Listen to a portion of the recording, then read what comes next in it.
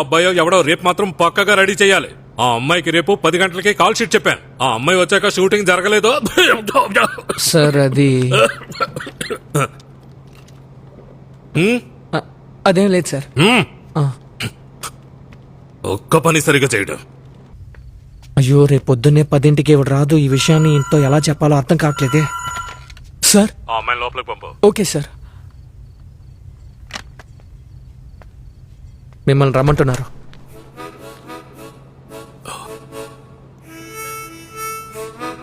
రామా కూర్చో. భోంచేస్తావా? బిర్యానీ ఉందిరా? ఒక చికెన్ బిర్యానీ. సార్ ఏంటమ్మా? 2 ఇంకొకరున్నారు. 2 బిర్యానీలు రా.